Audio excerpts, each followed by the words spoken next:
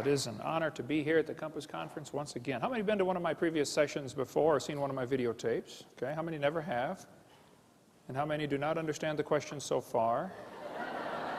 All right, well, good. Well, as he said, my name's Ken Hovind. I taught high school science for 15 years. Brother Bill, I don't understand this apologetics stuff, okay? I don't apologize at all.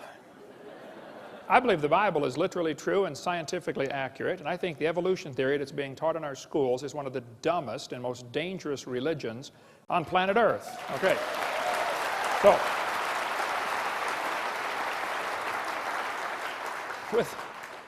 with that said, let's get started. This is not my wife. That's just a picture of her.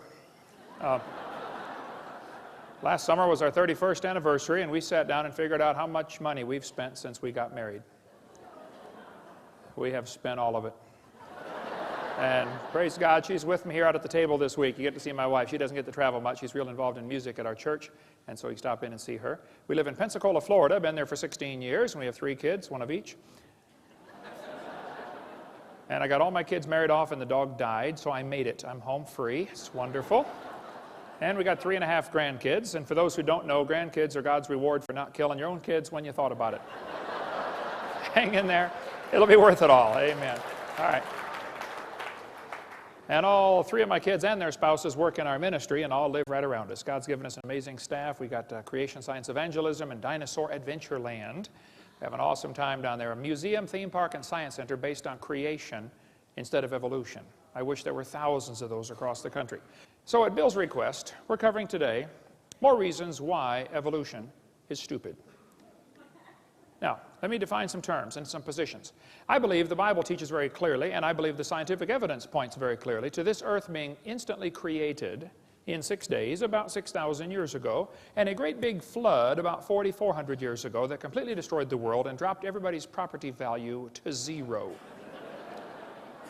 And then Jesus came 2,000 years ago, and so that's the top timeline, and that's the position I take, and I believe that's true and defensible scientifically. The evolution theory says 20 billion years ago there was a big bang where nothing exploded and made everything. And then 4.6 billion years ago the earth cooled down and developed a hard rocky crust, and it rained on the rocks for millions of years and turned them into soup, and the soup came alive about 3 billion years ago. And that first life form found somebody to marry. That's a good trick, of course, and something to eat, and slowly evolved into everything we see today. I think the evolution theory is not defensible scientifically.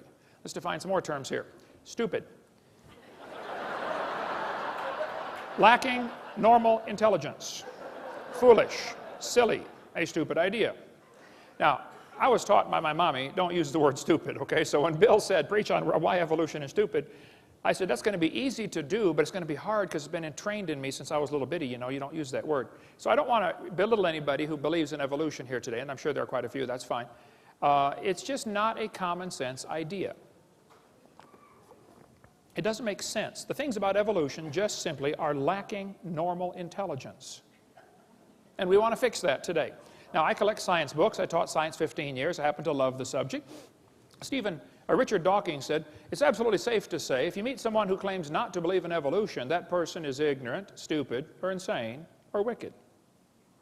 Folks, there is a battle going on, okay? Whether you realize it or not, whether you understand it or not, there's a war going on in our culture, and there are 2 basic sides. One side says, God made this world, He owns it, He makes the rules. The other side said, nobody makes this world, there are no rules. And it's a real war going on, and I'm right smack in the middle of it and helping to stir it up occasionally. Okay, so let's define some more terms here. The word evolution has at least 6 different meanings. First, we'd have to have cosmic evolution, the origin of time, space, matter, the Big Bang, okay? Secondly, we'd have to have chemical evolution. That's where all of the elements evolve from hydrogen. I think that's silly. We'll talk about that in a minute. Thirdly, there'd have to be stellar evolution. The stars would have to evolve. Cosmic evolution, chemical evolution, and stellar evolution. There's a lot of stars out there. The last estimate, in 2003, the most recent estimate is there are enough stars out there right now that we know about that everybody on planet Earth can own 11 trillion of them to yourself. Those are the ones we know about. We don't know about the ones that we don't know about. Fourthly, there's going to have to be organic evolution. Somewhere, somehow, life has to get started from non-living material. Okay? Fifthly, there'd have to be macroevolution, where an animal changes into a different kind of animal. And lastly, microevolution. I object to the term, but they use it. So I believe in number 6. That happens. I think variations happen within the kinds, but the first 5 are purely religious. I think, quite frankly, they're stupid. Okay? Let's cover them here. Look at each of the first 5. Textbook says, 18 to 20 billion years ago, all the matter in the universe was concentrated into one very dense, very hot region that may have been much smaller than a period on this page. That's stupid. And then there was a big bang where this little tiny dot exploded. That's stupid, okay? They don't tell you where the time came from, where the space came from, where the matter came from, where the energy came from. They just assume all of that is inherent in this little bitty dot, which came from nothing. Who's ever seen a big bang create order? Big bangs don't create order. That's stupid. Big bangs create big messes. The Humanist Manifesto says humanists regard the universe as self-existing and not created. Well, the second law of thermodynamics tells us everything is falling apart. If you leave something alone for a while, it's going to rot, rust, die, break down, or fall apart. Nothing gets better by itself. So to say that the universe is self-existing is stupid, okay? It violates the second law of thermodynamics. Evolutionists say, well, yeah, you can add energy, though, and overcome the second law. And they say the Earth is an open system. It receives energy from the sun. I understand. But the universe is a closed system, by definition. Secondly, adding energy is destructive. There has to be something to utilize the energy. Adding energy is going to make it worse, okay? The Japanese added all kinds of energy to Pearl Harbor one day. They didn't organize nothing for us. A couple of years later, we returned the favor and added energy to a few of their cities, didn't we? Yeah. Adding energy is destructive. So the sun's energy is going to destroy the roof on your house. It'll destroy your entire house. The sun's energy will destroy the roof on your car. It'll destroy the paint job on your car. Adding energy is not the solution.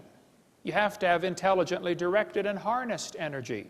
So to say that you can overcome the second law by adding energy is stupid. It's just not that simple. Evolutionists assume that if you give enough time, things get better. That's silly, okay? You give things time, they get worse. Here's Sue at 20. Here she is at 90, okay? They don't get better. Textbook says nothing really means nothing. That's stupid. Not only matter and energy would disappear, but also space and time. However, physicists theorize that from the state of nothingness, the universe began in a gigantic explosion. Yes, boys and girls, you see, one day, nothing exploded. And here we are. There's no kind way to say it, okay? That's stupid. That's lacking normal intelligence, all right? Here's Discover magazine a couple years ago. Where did everything come from? Boys and girls, the universe burst into something from absolutely nothing. Zero, nada. As it got bigger, it became filled with even more stuff that came from absolutely nowhere. That's real stupid. Yeah. The observable universe could have evolved from an infinitesimal region, this guy said. It's then tempting to go one step further and speculate that the entire universe evolved from literally nothing. It all came from a dot. That's stupid. I'm sorry, it just is, okay? So the Bible says, in the beginning, which is a reference to time, which, by the way, has 3 dimensions, past, present, future, a trinity, and you can't escape time. God created the heaven, that's space, which has 3 dimensions, length, width, height. You can't escape space. Where can you be where you're not in space or in time? You can't escape them. It permeates everything. And God created the earth. You know, matter comes in 3 dimensions, solid, liquid, gas. We have a trinity of trinities in 10 words. In the beginning, God created the heaven and the earth. Time, space, matter. All 3 have to come into existence at the same instant. If you had matter but had no space, where would you put it? If you had matter but had no time, when would you put it? You have to have all 3 simultaneously. People say, what did God do for millions of years before the creation? Well, your question assumes that God is stuck in time, space, matter. We are the ones stuck in time, space, matter. He's not stuck in those. See, if God was limited by time, He's not God. This is not 2004 in heaven. There is no time in heaven. And before the creation, there was no time. So once upon a time, there was a time when there was no time. Think about that one. Anyway. So when the textbook says nothing really means nothing, that's stupid, okay? It's just not common sense. None of these things can create themselves. Time, space, and matter cannot create themselves. They have to have an outside force, like an all-wise, all-powerful, almighty, infinite God, to create those things. Then the textbook says this little tiny dot was spinning. It spun faster and faster. Yes, boys and girls, and one day it exploded. Big bang. Well, if you take a merry-go-round and put some kids on there, get the merry-go-round going clockwise as fast as it'll go, the kids go through distinct phases. In phase one, they're screaming at the football players. Come on, let's go, faster, faster. You get up around, 30 miles an hour. They go to phase two, where they stop screaming. Then you get going faster, and you get around 60 miles an hour, they start screaming again. But now they're screaming, stop, stop, please, slow down. When you get up around 100 miles an hour, you enter phase four, where the kids begin to fly off the merry-go-round. Now, when the kid flies off, you notice something interesting. As the kid is flying off the merry-go-round, if the merry-go-round is going clockwise, the kid, even after he leaves, is spinning clockwise until he encounters resistance, like a tree or telephone pole. That's because of a law known as the conservation of angular momentum. A spinning object that breaks apart will send all the fragments off spinning in the same direction. People say, well, what if they collide? They can't collide. The longer you wait, the further apart they get. It's like spokes on a wheel. They're getting farther apart. If a hand grenade explodes, can the fragments ever hit each other out in the field someplace? No, it doesn't happen, okay? Conservation of angular momentum says spinning objects break apart and the fragments fly the same direction, spin the same direction. So when they tell you that it all came from a spinning dot, it's silly. It violates common sense laws. 2 planets, Venus and Uranus, are spinning backwards. 8 of the 91 known moons are spinning backwards. 3 planets have moons going both directions at the same time. Some whole galaxies are spinning backwards. CNN, goofy galaxy spins wrong direction. The Big Bang Theory is stupid, okay? In the beginning, God created the heaven and the earth. So when they tell you it spun faster and faster and one day it exploded, that's simply stupid, okay? That's not the way it happened. So we have cosmic evolution, which I think is silly. Then we have, the textbook says, as the earth formed, the surface was hot and there were large pools of bubbling lava. Was the earth ever a hot molten mass like the textbook says? The Bible says the Spirit of God moved on the face of the waters. The Bible says God created it cold, not hot. See, everything about the evolution theory is backwards to the Bible. Don't try to compromise those two, okay? It's like trying to ride 2 horses going different directions, same time, okay? Robert Gentry's got a great book on the radio polonium halos. Gentry's a brilliant man. I think he's spoken at the conference, hasn't he? I've spoken with him at a couple conferences. I don't know if it was stealing the mind or not, but brilliant man, lives near Knoxville, Tennessee. He's done lots of study on the granites around the world. The granites all contain these radiopolonium halos, which have an extremely short half-life, proving they were never a hot molten mass. But these radiopolonium halos tell us absolutely positively the Earth was never a hot molten mass. And if you melt granite and let it cool back down, it doesn't form into granite again. Nobody knows for sure how granite was made. So when the textbook says the Earth was a hot molten mass, I'm sorry, that's stupid. It's not true. It's lacking normal intelligence. It didn't happen that way. Secondly, we'd have to have chemical evolution. All the elements forming from hydrogen. They think it all came from a big bang. Atoms of hydrogen in the proto-sun were fused together to form helium. Okay, I'll agree that can happen. But it's stupid to think that's going to form all the elements. They say, well, yeah, you can fuse and get, hydrogen fuses to helium. I agree. And you can't fuse past iron, though. It won't go past iron. How do you telling me you got uranium from hydrogen? I'd like to see that, please. It's lacking normal intelligence. It just doesn't happen. Chemically, it's not possible. Thirdly, there'd have to be what's called stellar evolution. The stars would have to evolve. The Bible says God made the stars. Plain and simple, that's just what it says. Textbook says 18 to 20 billion years ago was the Big Bang, which caused the formation of galaxies. Well, we got a real serious problem here. Big Bang theory says nothing got together and exploded while it was spinning and formed all these galaxies.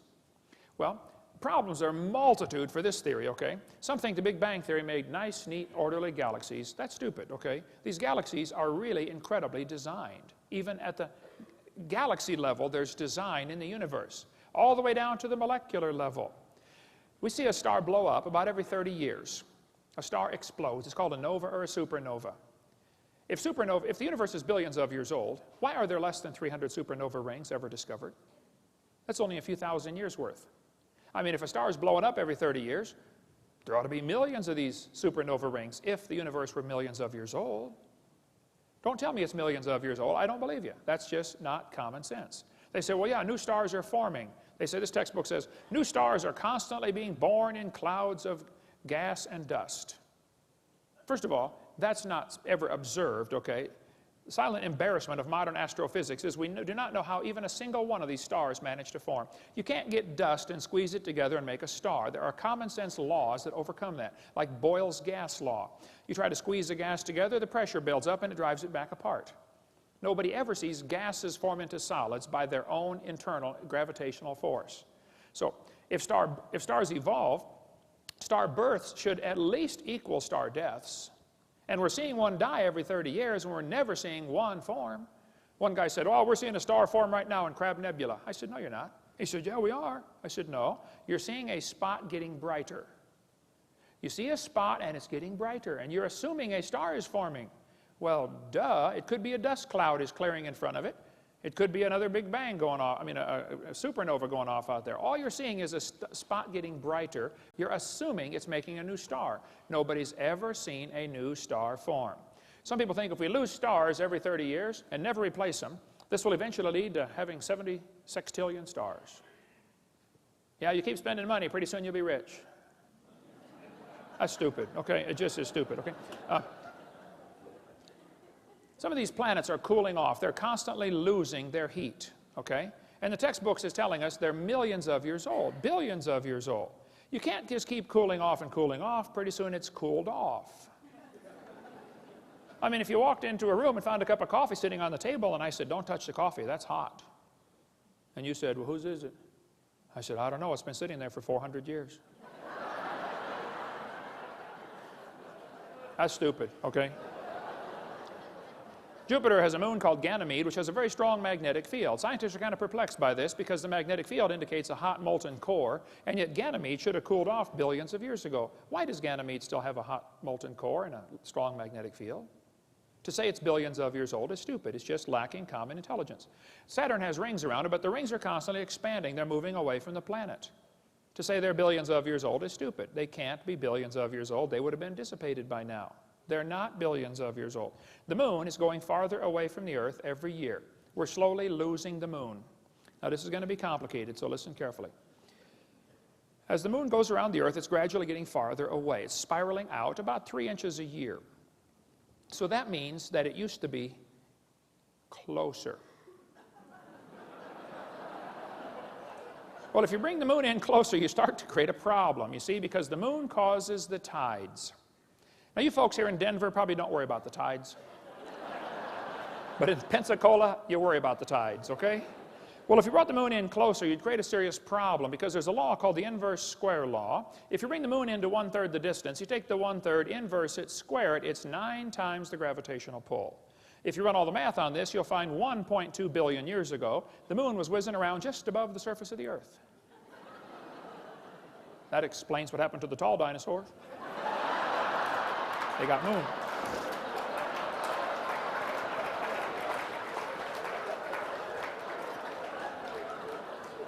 So, to teach us the Earth, the moon is billions of years old while it's constantly moving away, and nobody knows of any factors that would reverse that situation, that's just stupid, okay? It can't be true.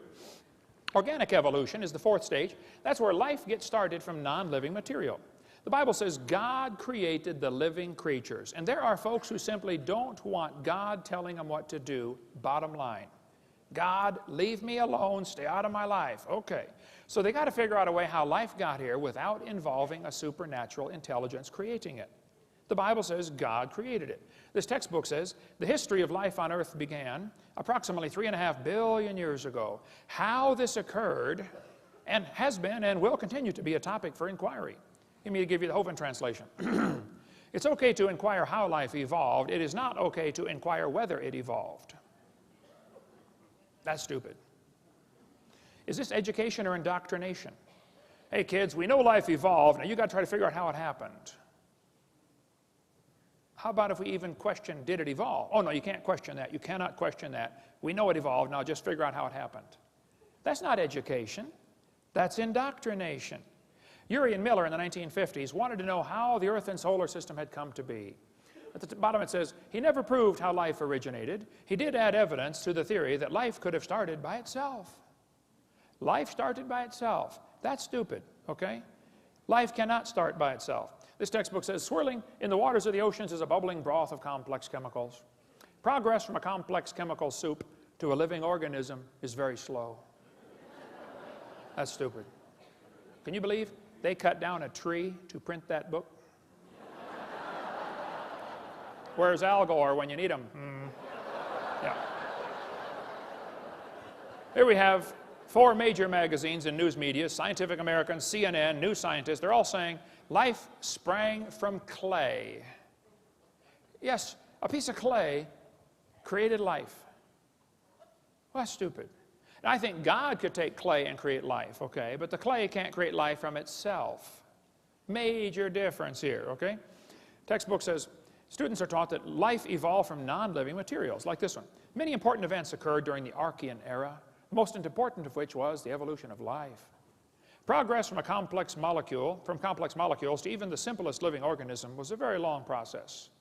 Yes, boys and girls, you see, long ago and far away. They hide it in antiquity. Well, if you just imagine, you go back far enough, it happened. Oh, yeah, it must have.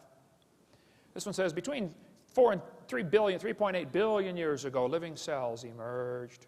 There's no record of the event. That's stupid, okay? The first self-replicating systems must have emerged in this organic soup. Yep, we all came from soup. Now that's stupid. I'm sorry, it just lacks common sense. Ernst Haeckel said, he knew that spontaneous generation must be true, not because it had been proven in the laboratory, but because otherwise it would be necessary to believe in a creator. Ah, now we're getting to the truth. Well, I'm sorry, Ernst. That's a stupid way to look at life, okay?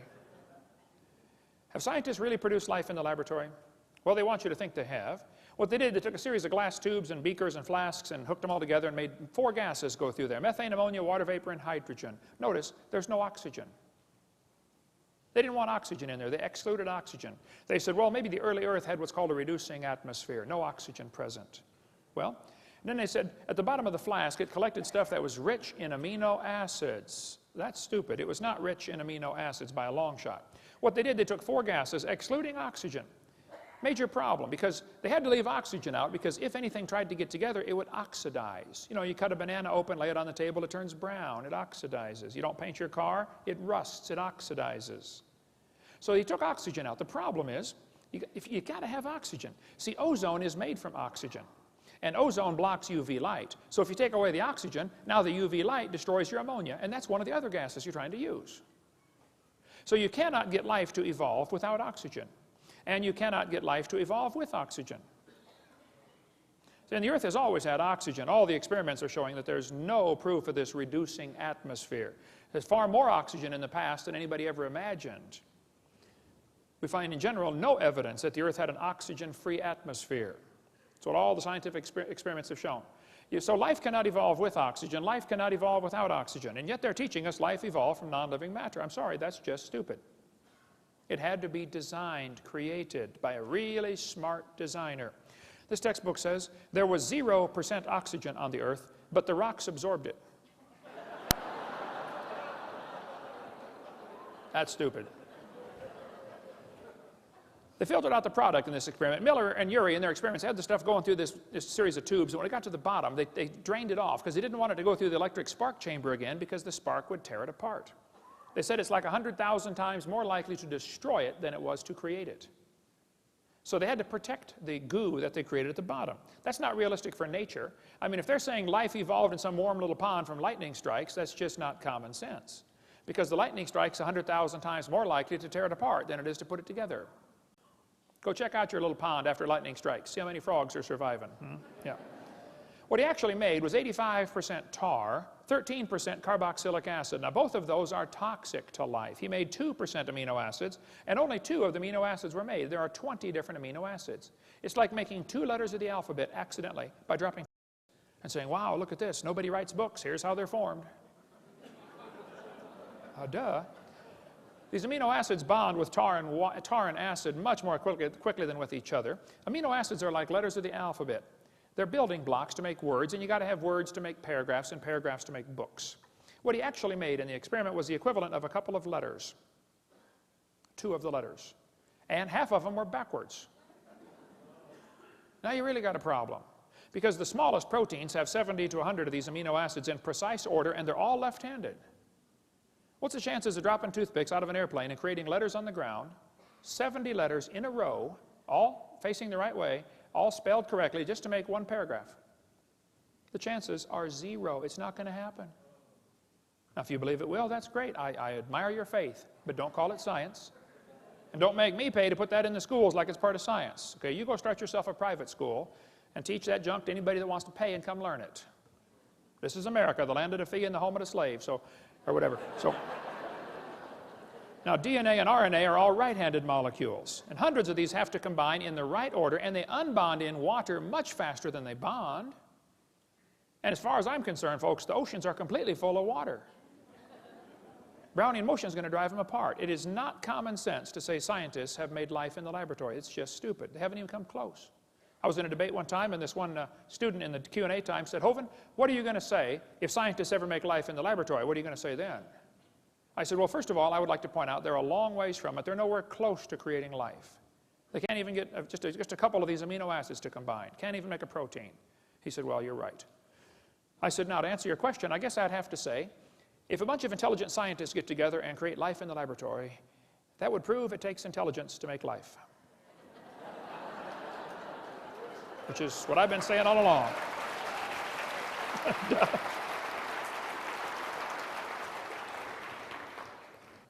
Life came from rocks. That's just stupid. It's not common sense, okay? Macroevolution tells us that it can change from one kind of animal into another. Textbook says, yes, boys and girls, bacteria slowly evolved to humans. This one says, all the animals have a common ancestor, early reptile. That's just stupid, okay? Nobody's ever seen a dog produce a non-dog, all right? Even Mary Leakey said those trees of life with their branches of our ancestors is a lot of nonsense. Stephen Gould at Harvard University said, the evolutionary trees that adorn our textbooks are not the evidence of fossils. We don't have any proof of these trees at all. They make it up. They say the mammals and the birds and the crocodiles have a common ancestor. Everything inside that circle is just pure religious speculation. They're guessing. Nobody's ever seen a dog produce a non-dog. You may get a big dog or a little dog, but you get a dog every time. This Irish textbook calls it divergent evolution. Oh, come on, look at it. You got 5 dogs coming from a wolf. Don't give it a fancy name. It's still a dog, okay? That's not evolution. That's stupid to say that's evolution. It's a variety of dog. This Mexican textbook says the horse and the zebra have a common ancestor. I agree. And it looked like a horse. 4-wheel drive, genuine leather upholstery. I mean, all the standard equipment, okay? There's a lot of kinds of cows in the world, probably 15 different major varieties of cows, and they might have had a common ancestor. A cow. There's a magazine where you can order chickens. Okay, boys and girls, let's order some chickens. Do you want to get cinnamon queens, red rocks, white rocks, cherry eggers, brown leghorns, golden comets? But then the magazine says, jungle fowl are the original bird from which all varieties and strains of domesticated chickens are derived. Did you know all the chickens had a common ancestor? It was a chicken. Some say, well, that's evolution. No, I'm sorry, that's stupid, okay? It's a variety of chicken, right? There are 8 kinds of bears in the world, and they might have had a common ancestor. A bear. So to take these observations we see, like dogs and wolves having a common ancestor, and saying that is conclusion that we all have a common ancestor, I'm sorry, that's just stupid. It lacks common intelligence, right? Textbook says the horse evolved from a 4-toed horse. What they don't tell you about this is the first one had 18 pairs of ribs. It's a meat-eating animal still alive today in East Africa and Turkey, okay? It's about smaller than a fox. It's not a horse. It's not even related, okay? The next one had 15 pairs of ribs. The next one has 19. They just picked these animals and arranged them in order, okay? The horse evolution series is stupid. It's never observed today. There's a huge variety of horses today. We got big horses and little horses right now. And the horse evolution series was proven wrong in 1950. Even G.G. Simpson, who believed very strongly in evolution, says, look, folks, it's not true. It's wrong. Take this out of the textbooks. It never happened in nature. But they still keep this in the textbooks. And they know it hasn't held up to examination, but they don't have any replacement evidence. Othniel Marsh made up this entire horse evolution idea in 1874. He made it up. He picked animals from all over the world. Modern horses are found in layers with the so-called ancient horses. The ancient horse, the Hyracotherum, is not even a horse. It's just like a hyrax, still alive today in Turkey and East Africa. The ribs, we can go all day about the difference between horses and the hyrax, okay? Tulsa Zoo finally took down their display because 2,000 people signed a petition saying, get this lie out of our zoo. They took it down for 6 months and then put it back up when nobody was watching. Peabody Museum still has the horse evolution on display. Now, it's only been proven wrong for 55 years. I know it takes a while to get displays up to date in your museum. But 55 years is long enough in my book, okay? Leaving that thing in the zoo is stupid. Or in a university, it's not true. I was in a debate one time, and this one professor, I was going through lies in the textbooks. I said, get that out of the textbooks, it's not true. He said, well, fine. He said, well, what are you going to replace all this stuff with? Now, that's stupid. I said, are you telling me we can't take a lie out of the textbooks unless we got a replacement? What you're trying to say is, folks, we want the kids to believe this theory. We've got to give them some evidence, and this is all we've got, and you're taking away our evidence. Now, you've got to find some more. Look, I didn't pick the dumb theory to begin with, okay? I don't believe it. Pick a new theory. That's the way science works. If you don't have any evidence for your theory, you get a new theory. The problem is, all the evidence for evolution has been proven wrong, but they don't want to take it out because there's no replacement. I'm not trying to get evolution out of the textbooks. I just want the lies out of the textbooks. Evolution will automatically go with it because there's nothing left to support it. The Bible says God formed the eye. Eyeballs are unbelievably complex. Charles Darwin said, to suppose that the eye could have been formed by natural selection, absurd. And then he goes for 4 chapters after that and says how he thinks it happened anyway. The back of your eyeball is 1 square inch, called the retina. It contains 137 million light-sensitive cells, all wired to the brain. Now, my daddy started me off when I was about 7 building a ham radio. I've done a lot of electrical wiring in my life, built 9 houses. I've done all kinds of electrical wiring. My dad was an electrical engineer at Caterpillar Tractor Company. I cannot imagine hooking up 137 million connections in 1 square inch. My Heavenly Father did it. He's pretty smart. I debated a guy named Ed Buckner, who's an atheist in Buffalo, New York. He said the human eye is an example of poor design. I said, why would you say that, Ed? He said, well, the eye is wired backwards. I said, what do you mean? He said, well, the blood vessels are in front of the retina. I said, yes, I know that. I taught biology and anatomy. He said, well, the octopus has a much better eye because their blood vessels are behind the retina. I said, well, Ed, let me explain something to you. We live in the air. Okay? Air is a very poor insulator for UV light. Okay? So your eyeball has the blood vessels in front of the retina because that's your body's last defense against ultraviolet light. Now, octopus live in the water. Okay? Now, water blocks UV light. See, we have eyes designed for living in air, and they have eyes designed for living in water. Now, if you want to swap eyes with an octopus, you just enjoy yourself, but that's stupid, okay? You're going to be blind in a few weeks, all right? What they're trying to say is, well, God wouldn't do it this way, so it must have evolved. That's a silly argument for evolution. They're trying to say poor design is proof of evolution. Porsche made a car one year. It was just a poor design. You could not get the spark plugs out without taking the motor mounts loose and lifting the motor up. That's a poor design. So does that prove nobody designed the Porsche? No. And they look at the human body today and think we are poor design. I say, first of all, fellas, you need to stop and consider something.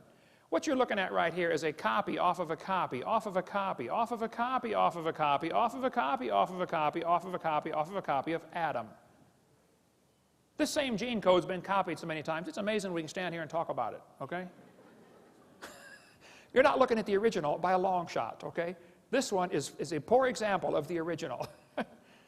Getting worse, too, by the way, much poor example. It's stupid to say that poor design is evidence for evolution. The eyeball is so complex, you can walk into a room and look around the room, and in 1 second, your eye picks up enough information to keep the Cray computer busy for 100 years analyzing everything you picked up. Fastest computer in the world. This textbook says the complex structure of the human eye may be the product of millions of years of evolution. That's stupid. The eyeball had to be designed. This textbook shows the kids a reptile eye and a bird eye. And it says, boys and girls, right here, you must picture or imagine how evolution happened. Yeah, we can line up these eyes. Can't you just imagine how one changed to the other? No. The first debate I ever did. They called me up from University of West Florida. I'd just been in Pensacola for 6 months, and I've been writing letters to the editor about the evolution in the newspaper there. And boy, I stirred up a hornet's nest. I do that everywhere I go. Anyway, the university called me up and said, hey, would you like to come debate one of our professors? I had never had a debate in my life except with my wife, and I lost those every time. How many know what I'm talking about? Come on, get your hand up, you coward. Put your hand up. Well, so I did. I said, what do I do? I don't know anything about debates. They said, you send us 30 questions, and he'll send us 30 questions, and we'll pick them out of the hat. I said, okay. I sent the question. I said, an owl has a cylinder-shaped eyeball like a tin can, like a telescope. The owl cannot move his eyes in his head like you can. They're not round. They're can-shaped, cylinder-shaped. He's got like a little telescope. When he's looking at you, okay? He has to turn his whole head to look at something. Now, it gives him a disadvantage. He can't move his eyes, but the advantage is he can read the newspaper at the other end of the football field. If he could read and he cared what's going on. I said, now, most eyes have a round eyeball. This one has a cylinder-shaped eyeball. Would you please explain to me how this evolved? And how did the bird see in the meantime when it was partway cylinder and partway round? That question never came up, but anyway. So when they're telling you the eyeball evolved, it's just stupid, okay? It's not common sense, okay?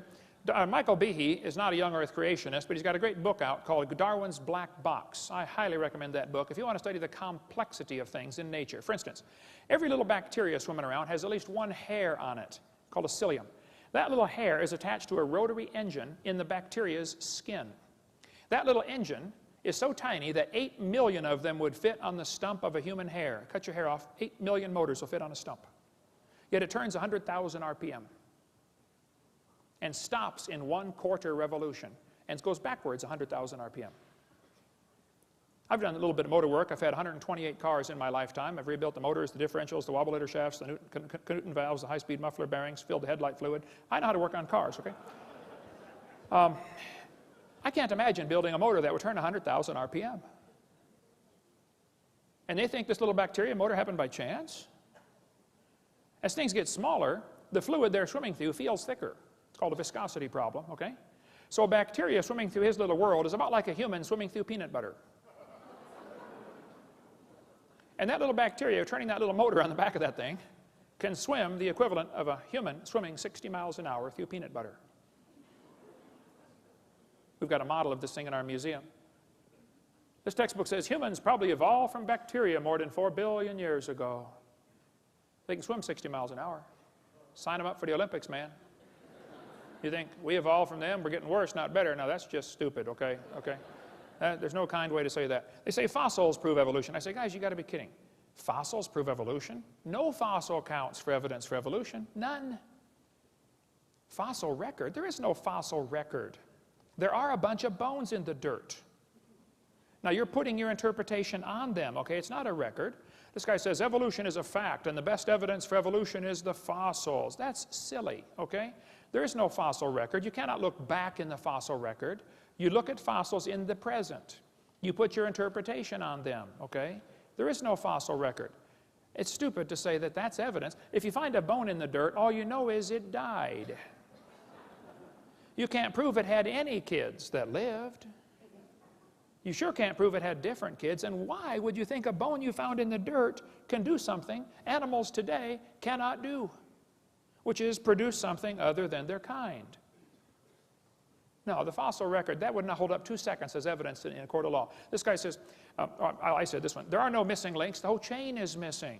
Stephen Gould said, the absence of fossil evidence is a nagging problem for evolution. We got a good theory, if only we had some evidence. Now that's just stupid, Stephen, okay?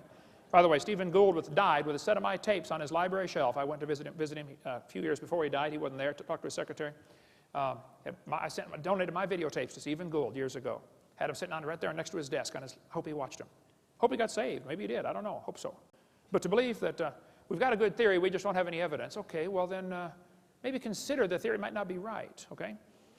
Richard Goldschmidt said, the first bird hatched from a reptile egg. That's real stupid, okay? Then they say smaller is simpler. Well, that's silly, okay? Smaller is more complex. This textbook says all the many forms of life on Earth today are descended from a common ancestor found in a population of primitive unicellular organisms. Excuse me? A primitive unicellular organism? If it's single-celled, it's not primitive, it's complex. That's stupid to say that's simple.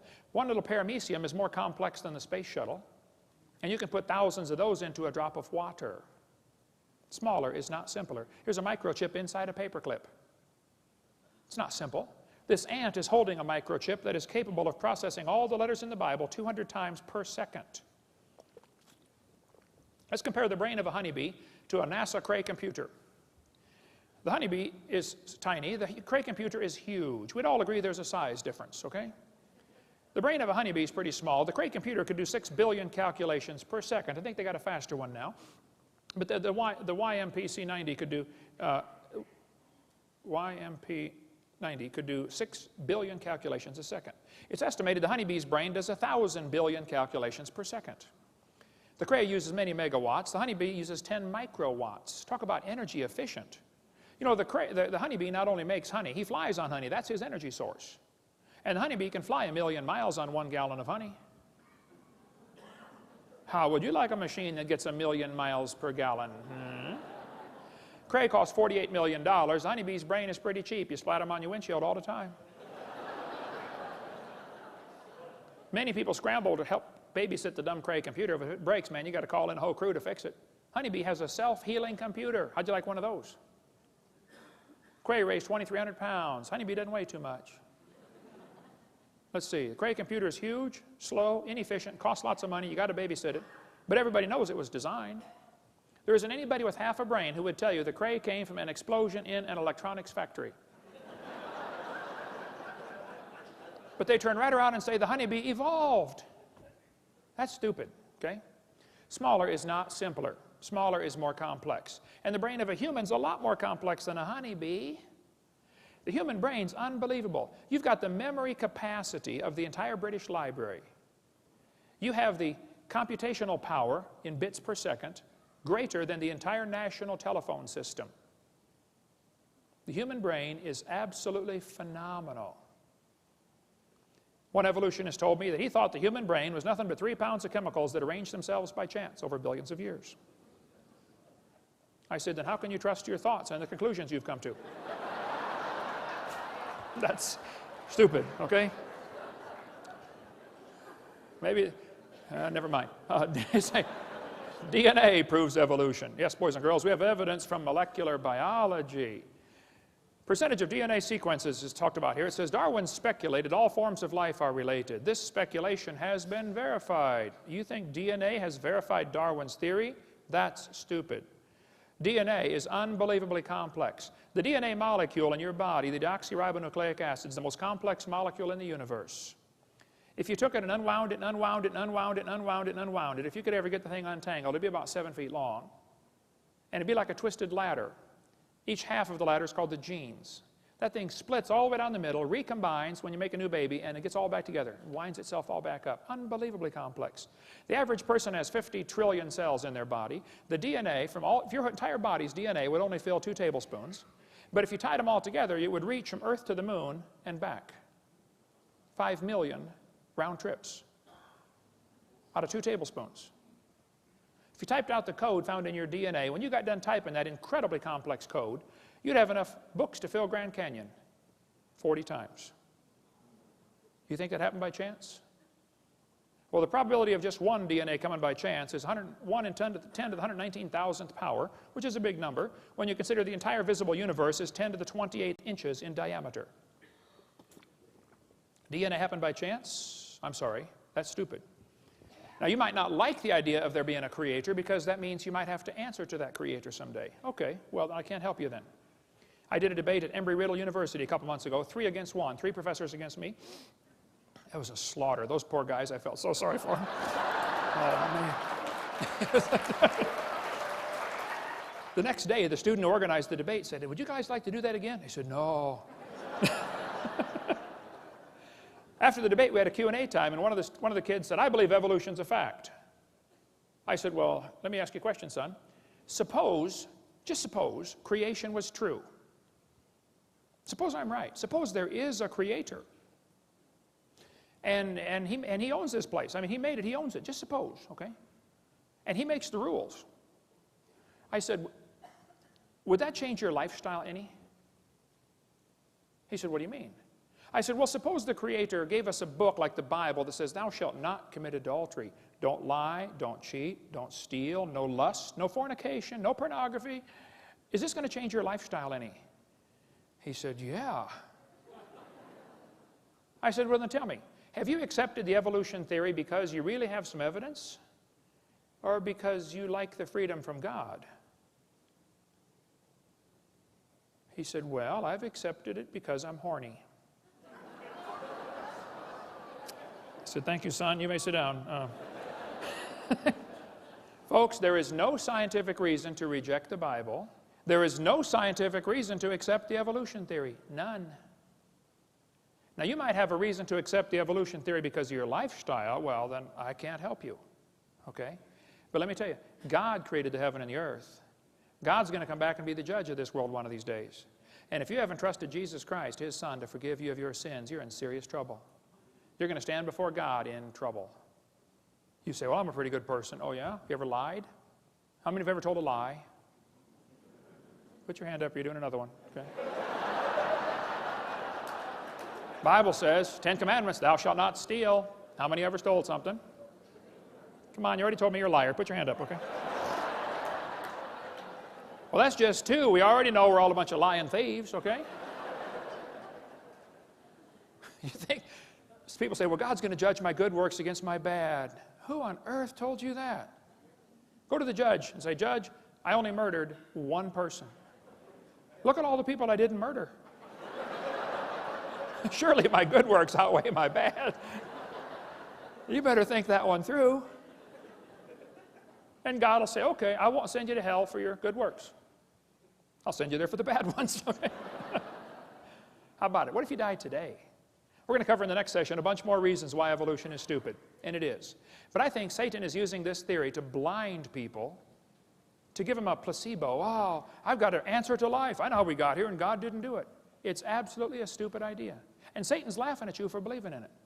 And I got probably, as Bill said he wanted 100 more reasons why evolution is stupid. I started going through that thinking, I don't think I can trim it down to 100. There are thousands of reasons why it's stupid. It just lacks normal intelligence. You know, it's common sense to look at something, when you find something designed, if I find a cell phone in the dirt, it's logical to say, somebody must have designed this. I don't have to see the designer. It's just logical, there must have been a designer, period, okay? When you're walking through the woods and you find a painting hanging on the tree, it's just logical to say, you know, somebody painted it, even if you can't have any evidence of who did it. The painting is proof of the painter. The creation is proof of the Creator. And if you're here today and you're not saved, the Bible says you're going to hell. You say, I don't believe in hell. You can go to hell without believing in it. That won't affect God at all, okay? If you're not saved, that's why we do this. Our ministry is called Creation Science Evangelism. We stand without apology. The Bible's true. And we want to use the evidence for science and creation to evangelize. If you're here and you're not saved, I want to talk to you. I'm not going to call you stupid to your face. But evolution is a good idea. Now, if you believe it, wise up, okay? Quit believing that stuff. We'll be glad to show you how to get saved after the meeting. Thank you so much. It's an honor to be back here again, teaching on more reasons why evolution is stupid. We probably could do a series, Bill, of 20 hours on this topic. But we only got 1 more hour, so we'll get done as quick as we can here. Why evolution is stupid. We left off in the last session talking about DNA, deoxyribonucleic acid, the most complex molecule in the universe. To say that formed by chance is just plain stupid. But let's suppose it did. Chromosomes are the most complex molecule there is, and penicillin only have 2 of these chromosomes, these DNA strands. So they must have evolved first, and then slowly over millions of years, they got some more chromosomes and turned into a fruit fly. They have 8. Very slowly, over millions of years, they developed more chromosomes and became a tomato, or possibly a housefly. They're twins. It's very tough to tell the difference between these 2. And then slowly evolved into a pea, and then over millions of years, it became a bee. Now there you can see the similarity. Pea, bee, very similar, okay? And slowly, over millions of years, we had triplets. Either the possum, the redwood tree, or the kidney bean came first. I'm not sure. Tough to tell them apart, folks. They all have 22 chromosomes, you know. There's, let's see, possum, tree, kidney bean. Let's see, possum, kidney bean, evolution. Oh. And then slowly, over millions of years, we evolved enough chromosomes to be a human. Here we are with 46. If we can just get 2 more, we're going to be a tobacco plant. I know some already smell like it. Sometimes I'll get on the elevator and I'll say, man, you're evolving, you're way ahead of me. And maybe someday we'll have enough to be a carp. And it probably won't happen in my lifetime, but maybe star date 349572, we'll have enough chromosomes to be a fern. Why don't they talk about the chromosome number as as evidence for evolution? They tell the kids 20 kinds of amino acids, that's true, make up all the proteins. It says, explain how this fact supports the idea that all life shares a common ancestor. Well, that's like saying all the books in the library have the same 26 basic letters. That's a good point. You see, boys and girls, that proves they all evolved from Morse code. No, teacher, somebody wrote those books, okay? And that's just stupid to say that the fact that we all have 20 amino acids is proof we're related. See, the reason God designed it where we all have the same basic amino acids that make up the proteins is so that the brown cow can eat the green grass and give the white milk, and I can drink it and get the blonde hair. See, if we didn't have all the same basic building blocks, we could only eat each other. Think about it. Well, let's talk about evolution. I believe the hamster evolved first. They only live about 2 years. And then slowly, this is based on longevity now, slowly evolved into a cat and then a canary. They're very similar. You can see the lifespan. And then a dog and a chimpanzee. They're slow. You know, this is the real order of evolution. Humans are near the top. Turtles actually live slightly longer than humans, so they're probably the most evolved species on Earth. Or maybe we should arrange animals in order based upon their top speed. The peregrine falcon is the most evolved animal in the world. Below that's the cheetah, then the antelope, the coyote, the ostrich, all the way down to the garden snail, 0.03 miles an hour in high gear. Or maybe we should arrange the animals in order of how they evolve based upon their gestation period, how long they're pregnant. Elephants are the most evolved. They're pregnant 21 months. Hamsters only half of a month, 15 days. Maybe we should arrange the animals in order based upon their body weight. The blue whale's the most evolved. The shrew at 1/4 ounce, the least evolved animal. I mean, they just make up these charts to say how we evolved. They say the humans and the orangutans are 96% similar in their DNA. And that proves a common ancestor 15 million years ago. Well, now hold on a minute. Barney Maddox was the leading genome researcher on the DNA project. He said, folks, the difference between the human and his nearest relative, the chimpanzee, is at least 1.6%. He said that doesn't sound like much, but calculated out, that's a gap of 48 million nucleotides, and a change of only 3 nucleotides is fatal to an animal. There is no possibility of change. They used to think we were 98.4% similar. They've now discovered it's actually 5% difference. So there are hundreds of millions of differences between humans and chimpanzees. His nearest relative, the chimpanzee, that's stupid, okay? Now, some of my ancestors swung by their necks, no question, but none of them swung by their tails, okay? Now, arranging animals in some kind of fictitious order doesn't prove anything. All they're doing is doing this on paper. Even if they find them in order, it wouldn't prove anything. I mean, if I get buried on top of a hamster, does that prove he's my grandpa? Even order of burial wouldn't prove anything. But I've been doing research on the evolution of the fork. I've put together fragmentary evidence for a long time. I believe over millions of years, probably the spoons evolved. It's quite obvious. You can see the difference there. And I believe the knife evolved to the spoon and then slowly became a 4-tine fork. And if you break one off, it's a threek. And if you break another one off, it's a took and then a wonk. Okay? But I felt like I knew I had it right, but I felt like I had a missing link. I found it one day flying to Connecticut on U.S. Air, the missing link. So the evolution of silverware is becoming very complete. Yeah. A lot of mutants didn't survive. When people found out I was researching the fork and evolution, they sent me all kinds of frauds. I mean, people are trying to get famous, okay? They were hoping for fame and fortune. This was an obvious fork head on a spoon handle, but my trained scientific eye caught it right away. That was a fraud. Of course, a lot of variations of races appeared along the way. Look, you can turn a cat to a cot to a dot to a dog, changing one letter at a time. You can play around with this for a while and turn yourself into a fool if you're not careful. Yeah.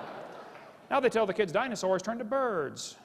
The Bible says the birds are made on the 5th day, Reptiles made on the 6th day. Did you know everything about the evolution theory is backwards to the Bible? Every single thing is backwards. The Bible says man brought death into the world. Evolution says death brought man into the world. The Bible says God created man. Evolution says man created God. It could not be more opposite. This guy says dinosaurs are alive as birds, scientist says. Oh, wow, scientist says. Well, that's proof of something, isn't it? That's stupid, okay? Dinosaurs are not alive as birds, okay? Textbook says birds are the descendants of dinosaurs. Yeah, all you got to do is put a few feathers on him and give him a shove, man. It's not that hard. Man. They say Archaeopteryx is proof of evolution. Archaeopteryx is the missing link. Yes, boys and girls, there it is, the missing link.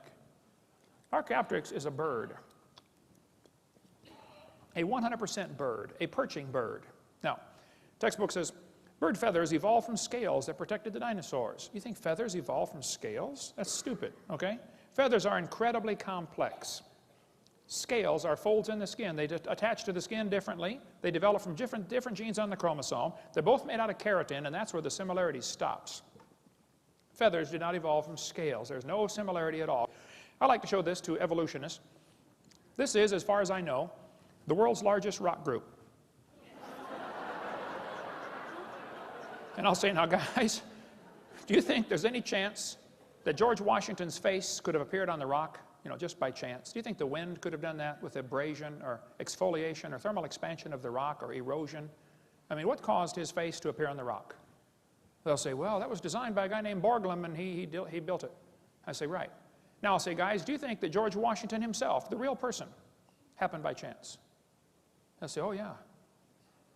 I said, wait a minute, you don't think his face could appear on a rock by chance, but you do think his entire complex anatomy with 50 trillion cells and probably 20 redundant interlocking systems happened by chance. Are you dumb in any other area? Had to be designed, man. They tell the kids in the textbooks, plants adapted to their environment. Yes, gills are an adaptation to living in water. Oh. Why don't they use the word designed? And by the way, how did the fish live before they adapted the gills? Oh, well, you see, for millions of years, they all died. None of them lived. Oh. That's stupid, okay? Gills are not an adaptation to living in water. They're designed for living in water. But they don't want to use the word design because then some kid's going to say, who's the designer? They don't want to deal with that question. They somehow think all you got to do is get the molecules together and add energy and you can make life. Oh, let's try that. Let's put a frog in a blender and turn it on. In a matter of seconds, you will have frog-nog. You will have all of the molecules required to make a frog in one place. Right? Now you can put it on puree, you can nuke it, microwave it, zap it, hook jumper cables to it. I don't care what you do to it. How long? You can add all the energy you want. How long will it take to reassemble the frog? It's not going to happen, okay? Putting molecules together and adding energy does not create life. That's stupid, okay? It has to be designed. They say homology proves evolution. I don't think so. Yes, boys and girls, one of the evidence is homologous structures. They'll say, you've got 2 bones in your wrist, the radius and the ulna. Yeah, look at this. The dolphin has 2 bones in his flipper. Wow. It says right here in the textbook, these homologous structures provide evidence that these animals evolved from a common ancestor. They do this in all the textbooks all over the country, all over the world actually. Yes, boys and girls, this is comparative anatomy. Comparative anatomy provides further evidence of evolution. The commonalities suggest that these and other vertebrate animals are all related. They probably evolved from a common ancestor. That's stupid. They probably have a common designer. You know, the same guy designed them all. Not a common ancestor. Then they say we've got evidence from development. Yes, boys and girls, the human embryo as it grows in the mother has gill slits, they say. Darwin considered this the best evidence in favor of his theory, made up by a guy named Ernst Haeckel, who called it the biogenetic law. Their phrase back then was ontogeny recapitulates phylogeny. In other words, the baby developing in the mother goes through the stages of evolution: fish, amphibian, reptile, mammal, farm, F-A-R-M. Well, the idea that sick mind Freud relied on was the idea that ontogeny recapitulates phylogeny. What? This textbook says, the presence of fish-like structures in embryos of different species shows these animals evolved from fish and share the basic pattern of fish development. It's as if the embryo retains a memory of its origins and copies them during its development. This is stupid. They say the baby has gills like a fish. Humans do not have gills like a fish, okay? Those little folds of skin develop into bones in the ear and glands in the throat. They never have anything to do with breathing, okay? I've seen folks that have 5 or 6 chins and they cannot breathe through any of them but the top one. Those are not gill slits. Ernst Haeckel made up that whole stupid idea in 1869. Anyway, we can skip all this. We won't have time. But you know, you can't get a high score on the SAT or ACT or college entrance exam. All of the major tests in college, to enter college, you have to answer with evolutionary answers, or you score lower. Huh, interesting. I got all the 2004 tests and looked at them. They're teaching this all over the place, that the embryo has gills. It's stupid. It was proven wrong in 1875. Get it out of the books. It's not true. This textbook says the humans have an appendix that is vestigial. You don't need it anymore. That's stupid. You need your appendix. It's part of your immune system, okay? If your appendix is taken out, you're going to have a serious problem. Now, sometimes you have to take it out. I understand, okay? It beats dying. But the appendix is required to activate killer B cells in your immune system, just like the thyroid activates killer T cells. If you take your appendix out, you got a much better chance of getting quite a few diseases. It's not vestigial. Just because you can live without it, so what? You can live without both your legs and both your arms and both your eyes and both your ears also. Doesn't prove you don't need it. This textbook says the whale has a vestigial pelvis. Yes, boys and girls, the whales have a vestigial pelvis and leg bone that serve no purpose. Just imagine whales walking around. It's true. Well, these are the bones they're talking about right there. Just imagine the whale walking around. Almost all whales have these. You know, I have tried to imagine them walking around, and I can't. It says the whale's pelvis is evidence of its evolution from 4-legged land-dwelling mammals. That's stupid. Those little bones are anchor points that special muscles attach to that allow the whales to reproduce. Without those special muscles and those special bones, you don't get any more baby whales. We've got in our museum in Florida a 15.5-foot python snake skin. If you look at the south end of that snake skin, it's got 2 little claws attached to little tiny bones that go up inside the snake's body. Come down and see it, Pensacola, Florida. Textbook says these are rudimentary hind legs of a python snake. Reduced hind legs. That's stupid. Those little claws are used in mating. Okay, the snake doesn't have any arms, all right? And you can't talk and say, scoot over, honey. This has nothing whatsoever to do with walking on land, all right? It has to do with getting baby snakes. That's stupid, okay? Get that out of the book. Textbook says humans have a tailbone that is of no apparent use. That's stupid. I was in a debate one time and this atheist said, Hovind, I got proof for evolution. Humans have a tailbone they don't need anymore. I said, Mr. Patterson, I taught biology and anatomy. I happen to know there are 9 little muscles that attach to the tailbone, without which you cannot perform some valuable functions.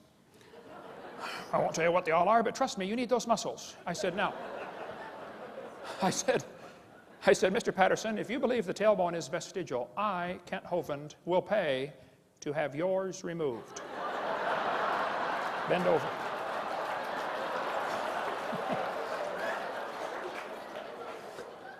He did not volunteer.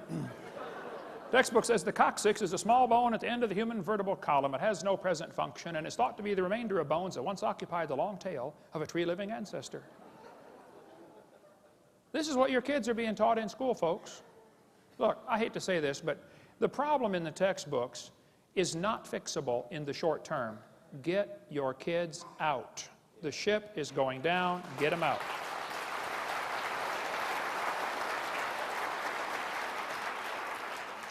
The tailbone is not, you say, I can't afford it. Well, sell the car and get a bike, okay? Sell the house and get a tent, okay? But get them out. Okay. Tailbone is not vestigial. This one says the Colorado River, over millions of years, the Colorado River carved the Grand Canyon from solid rock. Colorado River cut through layer upon layer of rock over millions of years. Well, these two, you guys know what snow lines are here in Denver. The red lines indicate the snow line. There's a ridge in between those lines. The river enters on the far right and flows downhill 270 miles and comes out the other side through the Grand Canyon. If you do a schematic view, it looks like this. The river is 2,800-foot elevation when it enters the canyon. The ground goes up as high as nearly 8,000 feet, 8,500 feet above sea level. A couple things to consider about this. The top of the canyon is higher than the bottom. The river only runs through the bottom. The top is higher than where the river enters the canyon by 4,000 feet. Rivers don't flow uphill. There is no delta. Nobody knows where the mud is that washed out of there. That river did not make that canyon. Grand Canyon's a washed out spillway from a couple of big lakes. So when the textbook says the Colorado River carved it over millions of years, that's stupid. Unless they got a river that flows uphill, doesn't work. Textbook says, boys and girls, the layers of rock are different ages. This one's 70 million years old. They say the layers of rock are different ages. Now hold on a minute. All over the world, petrified trees are found standing up connecting these rock layers. If you get petrified trees standing up connecting a bunch of rock layers, I don't think it's logical to say the layers are different ages. How long does a dead tree stand up around here in Denver before it falls over? You know, 4 or 5 years? No, these layers are not different ages. It's just not possible. That's stupid. Okay, the layers all formed during the flood in the days of Noah. All over the world are bent rock layers. It's pretty hard to bend rock like that. They say the layers are different ages, and yet they're all bent with no fracture marks in the layers. I mean, if one layer was deposited on top of another one, the bottom was going to be hard eventually before the other one. And here we are seeing these twisted, bent rock layers all over the place, and they're trying to tell us the layers are different ages. Well, maybe by a few weeks or months or minutes during a flood. But to say the layers are different ages when there are no internal fracture marks is just plain stupid. They're not different layers. They all formed in the flood in the days of Noah. They got bent while they were soft. This guy says the rocks date the fossils, but the fossils date the rocks more accurately. That's stupid. They teach us that the fossils are sorted by how they evolved. You know, clams are found at the bottom because clams evolved first, and birds are found at the top because birds evolved last. Well, moving water sorts things automatically by all sorts of factors, okay? Actually, maybe fossils are sorted based upon their habitat. You know, it could be the clams are found at the bottom because they're already at the bottom when the flood starts. You know, that's where they live. Maybe they're sorted based upon intelligence. As far as anybody can figure out, clams aren't too bright. Maybe they're sorted based upon mobility. Did you know clams can't run very fast? Maybe they're sorted based upon body density. Maybe it's a combination of all those. Don't tell me they're sorted by evolutionary process. That's stupid. They look at erosion marks like Bryce Canyon and say, oh yeah, it took millions of years. See all that erosion? Wow, millions of years of erosion. Oh, wait a minute. That's a pile of dirt in my backyard. Here's millions of years of erosion along a highway built a few months ago. Ancient seabed. Look at all the, you know, buttes sticking up there and pillars and columns. Oh, millions and millions of years of erosion. All you got to do is fly out west and look out the window of the airplane once in a while, and you'll see huge erosion marks all over the place. You know, the very simplest things could not evolve. There's an excellent, very simple book, so cute. We sell it in our ministry, called Exploding the Big Bang, Could a Box Evolve? Could just a cardboard box evolve? And there's a whole chapter explaining how cardboard boxes are made. Is it possible that a cardboard box could evolve? How about an ink pen? How about a paper clip? Just take some simple objects and shows how dumb it is to think that a human body could evolve. But the textbook says all the many forms of life on Earth today are descended from a common ancestor, found in a population of primitive unicellular organisms. We all evolved from a bacteria. That's stupid. The blue whale grows to 49 tons in 1 year. That's a growth rate of 330 billion times from what it started. If humans did that, you'd weigh a lot. Blue whales slowly tried to evolve this ability over millions of years. None of them survived, of course. They all died. Blue whale evolved from a bacteria. That's stupid, okay? The seahorse, the only fish that swims in the upright position, and the male hatches the eggs. Interesting. Where did this evolve from? Who's its ancestor? This evolved from a bacteria? That's stupid, I think. Sperm whale can dive 10,000 feet, stay there for 2 hours underwater. You know the pressure at 10,000 feet is 620,000 pounds per square foot. As the sperm whale slowly tried to evolve this ability over millions of years, none of them survived, they all died. The whale, sperm whale evolved from a bacteria? I'm sorry folks, that's just stupid, okay? The platypus, what did it evolve from? It has hair, lays eggs, senses electrical signals in its prey's muscles. When the crawdads are trying to crawl away from this thing, the muscles contract. This thing can sense the muscle contraction in the crawdad. Bats, with their echolocation, can sense a moth and go pick it out of the air, but the moth can hear the echolocation and drop.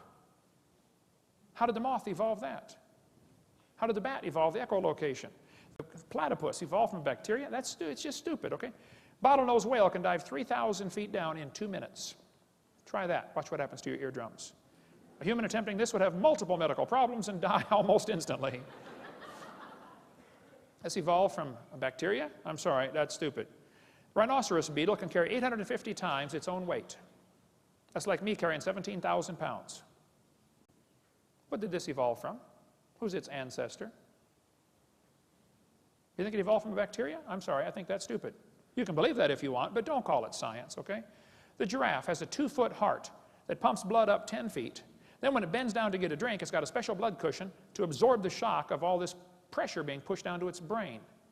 The giraffe is getting a drink. He hears a lion roar. He throws his head up in the air 17 feet and runs off. Go from 0 to 17 feet in about a quarter second, and you try to run off and see what happens. You take about 3 steps and fall over. It evolved from a bacteria? I don't think so. The woodpecker has a tongue that goes in the back of his head, goes all the way around, anchors in his left nostril. No other bird has a tongue anything close to the woodpecker's tongue. What did it evolve from? Who's its ancestor? It has shock absorbers around its brain to absorb the shock. The woodpecker can peck the tree, back its head out, open its eyes, focus on the tree, close its eyes, and peck again. If it had its eyes open when it pecked, its eyeballs would pop out. It can open its eyes, focus, close them, and peck, like, what, 40 times a second? Where did it evolve from? From a bacteria. I think that's stupid, okay? The beaver, amazing animal, has its teeth that the outside is hard, the inside of the teeth are soft. Every time they chew, they wear off the inside of the teeth, which means the outside is always sharp. Self-sharpening teeth. Pretty slick. It's an engineer of amazing ability. The beaver can cut down a tree limb and swim across a river. Here he is carrying something with a heavy drag. He's swimming. He's compensating to know that he ends up in the right spot without being carried downstream by the extra drag of this branch. Yeah, for millions of years, they all got washed downstream and died. None of them survived, yeah. Came from bacteria. I just think that's stupid, okay? The golden plover goes to Alaska, lays its eggs, puts on 70 grams of fat, raises the babies for a few weeks, and then it takes off and flies 88 hours nonstop to Hawaii. It burns 1 gram of fat per hour. It's only got 70 grams. It needs 88 grams to make it. So they fly in V formation, and they're always switching who's the leader. The leader takes the brunt of the airflow. All the rest of them save enough energy that they land in Hawaii using only 70 grams of fat. Several weeks later, the babies take off from Alaska and fly to Hawaii. They've never been there.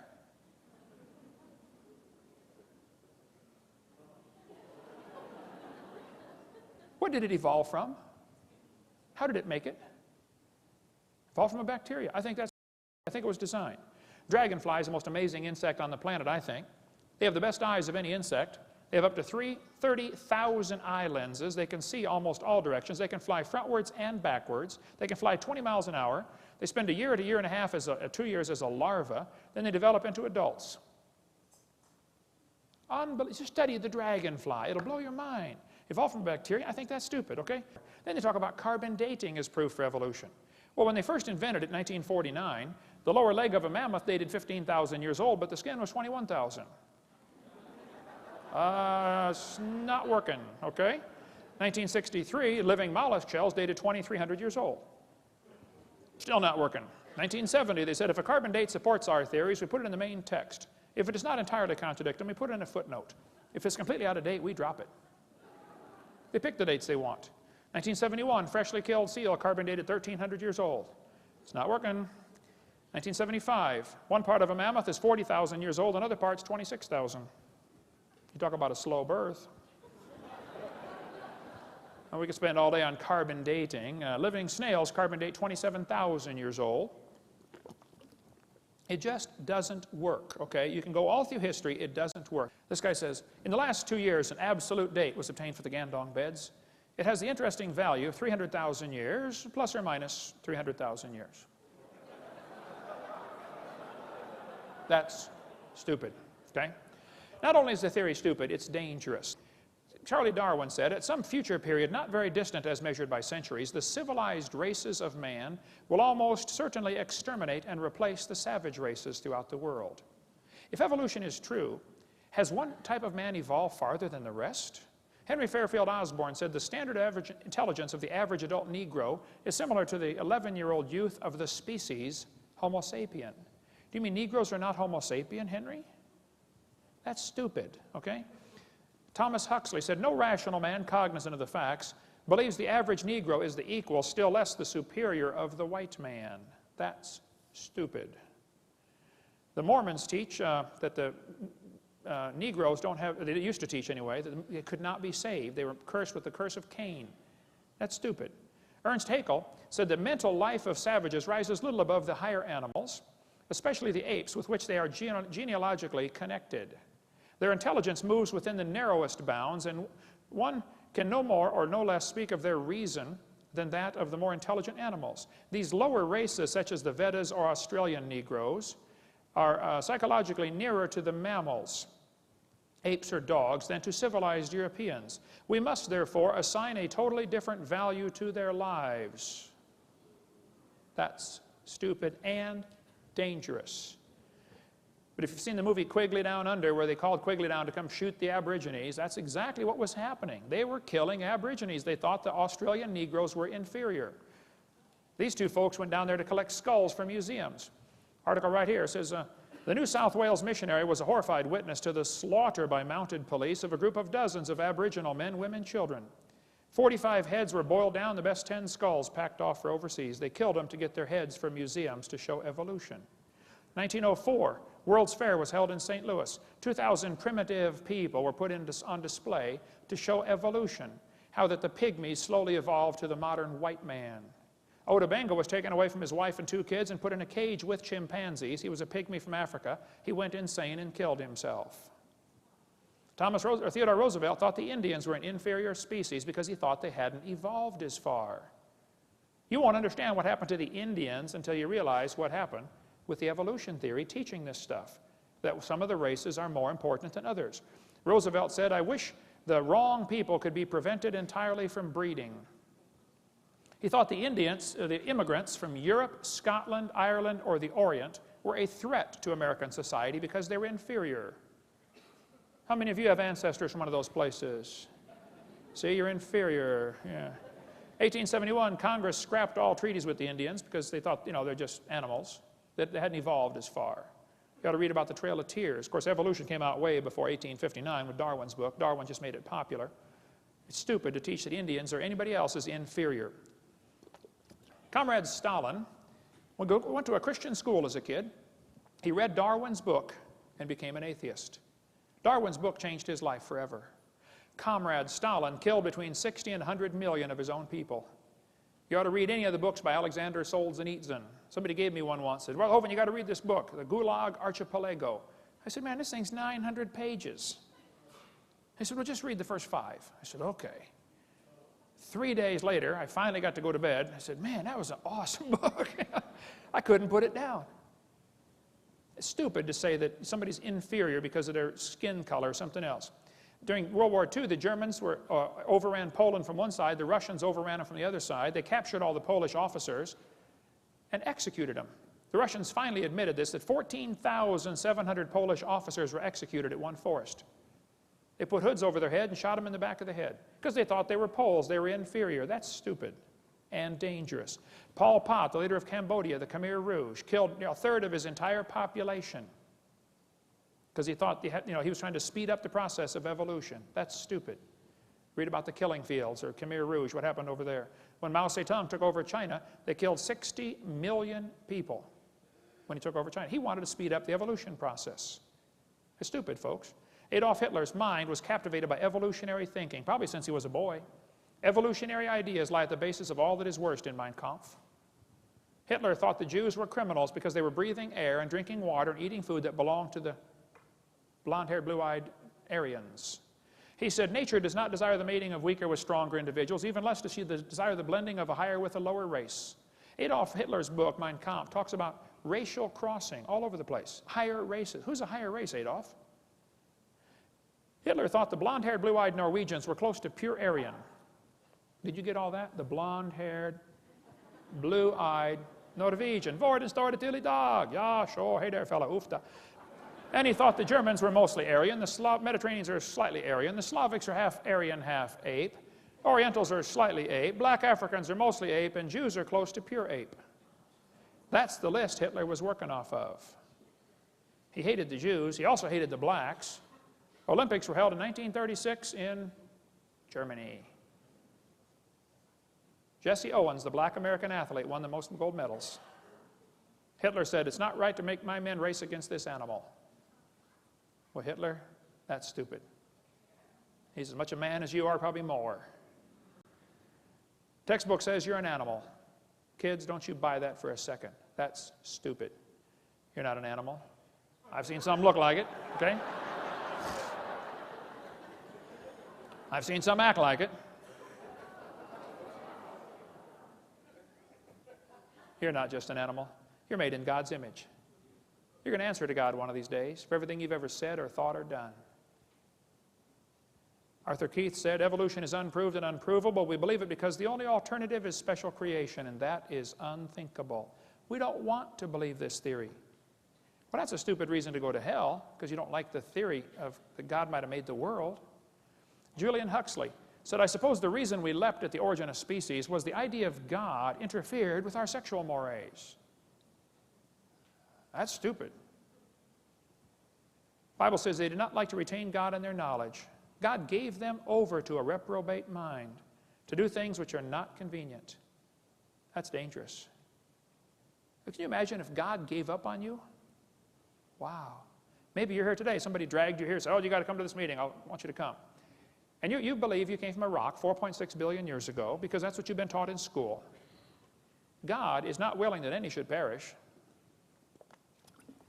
But to accept the idea that you came from a rock and to reject the idea that God created this world, it is stupid, okay? I'm sorry. There's no kind way to say it. The Bible says God cannot lie. He promised, whosoever shall call upon the name of the Lord shall be saved. Now that's smart. That's the deal of the century, the deal of a lifetime. God says, here, I'll take all your sins, throw them as far as east is from the west, and I'll give you my righteousness on your account. On account now, you don't have any. That's what I did 36 years ago. I said, Lord, I'm a sinner. He said, you can say that again. I said, Lord, I deserve to go to hell. He said, you can say that again too. I said, but Lord, I want you to save me. I want you to forgive me based on what Jesus did. Wow, he did. He'll do the same for you. Let's summarize here. God made this world. He owns it. He makes the rules, and we're guilty of breaking his rules. He told us pretty clearly, don't lie. We've all lied. Don't steal. We've stolen. You can read the whole list and find out we're guilty. We're going to have to be punished or find a substitute. And that's where Jesus comes in. 36 years ago, I asked the Lord to come in my heart and save me. What if he died today? Where would you go? If you're not sure you're saved, you ought to think about it. You're going to be dead for a long time. I mean, a really, really long time. And if you're not sure you're going to heaven, I think it's stupid to get out on that highway. Have you seen the way they drive here in Colorado? Man, you have got some rednecks moved out west here, folks. I'm telling you what. I'm going to die someday. I'm going to try to make it the last thing I do, but it's going to happen. It's going to happen to you too. All you get's that little bitty dash between two dates. My recommendation would be you take your little dash and say, Lord, you can have it. You can do something with it. What are you doing with your little dash? The guy who's third in the nation in racing motorcycles got saved in my seminar. He came to next year when I was preaching up there in Connecticut. He said, hey, Brother Hovind, I'm so excited. It's great living for the Lord. He said, let me take you to breakfast tomorrow. I said, that'd be great. He said, I'll bring one of my bikes. You can test drive it. I said, okay. I've got a Honda 250.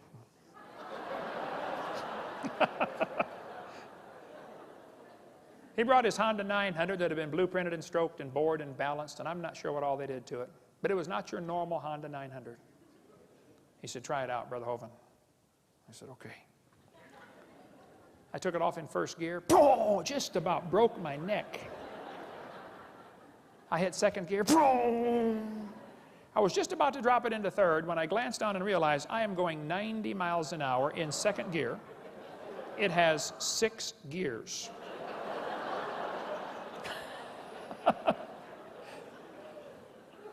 I brought it back. I was shaking like a leaf. I said, how fast does it go? He said, I don't know.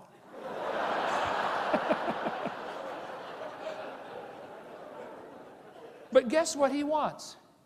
A faster bike. Hey, the people that have 80 pairs of shoes in their closet, do you know what they want? More shoes. People that have a big house, guess what they want? A bigger house. People that shoot the 10-point buck, guess what they want? They want to shoot a 12-point. People that have $1 million in the bank, guess what they want? More. It takes us a whole lifetime to figure out things here aren't going to satisfy. They just aren't. I'll tell you one thing I found that satisfies. Give your little dash to Jesus. Say, do something with this. You can have it. One little boy came to Jesus one day and said, Jesus, you look like you're hungry. You've been out here preaching all day. You can have my sack lunch. I ain't got much. I only got five biscuits and 2 fish sticks. Jesus said, well, son, I can have the whole thing. He said, yeah. He said, well, son, sit down right there. Watch this. Jesus fed 5,000 men, plus women, plus children out of that one little boy's lunch, including that little boy. That's pretty cool. He could have kept his lunch and fed himself. But he decided to give it away. And he still fed himself. And 20,000 more people. Plus brought home 12 baskets full of fragments. You just can't beat a deal like that. Now, you can save your little life and use it for yourself if you want. That's your prerogative. I don't care what you do. You can work hard, make a bunch of money, and die rich. Okay. You're going to die either way. Or you can give your little dash to Jesus. Say, Lord, would you do something with this? Some of you need to start a ministry. I'll tell you what, Denver needs a creation museum.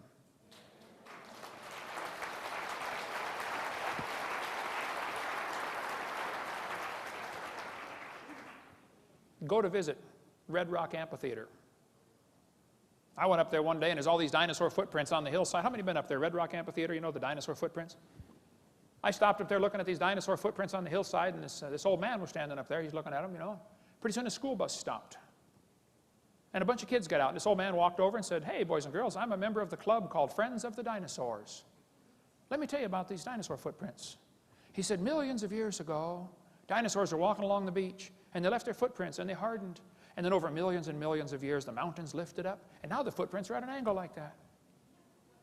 After the kids got on the bus and left, I said, hey, do you own this property? He said, no. I said, well, who does? He said, well, this is state property. I said, now, do you get paid to do this, to give these tours to the kids? He said, no, I just volunteer my time. I said, so you don't own the property, and you just volunteer to do this? He said, yeah. I said, okay. Next school bus stopped.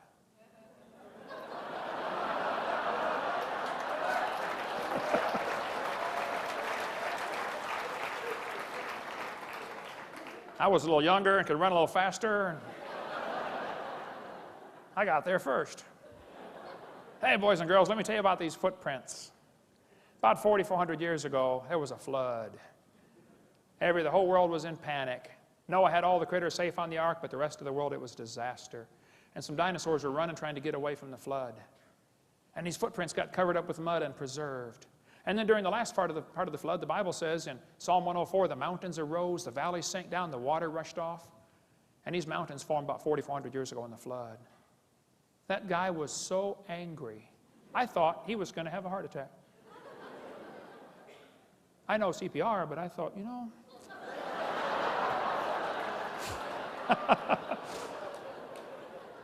If you're a Christian, what on earth are you doing, for heaven's sake? Everybody ought to find something to do. People say, Hovind, did God call you to start a ministry on creation? I don't know. I never got a letter or a phone call. It just needs to be done. Now, kids, you go to sleep. You won't understand this. Kids, you may go to sleep. Parents, you'll understand. You know, mom can wash the clothes, dry them, fold them, and set them by the bedroom door. The kid comes in and doesn't even see them. How many know what I'm talking about? Now, come on. Didn't you see those clothes?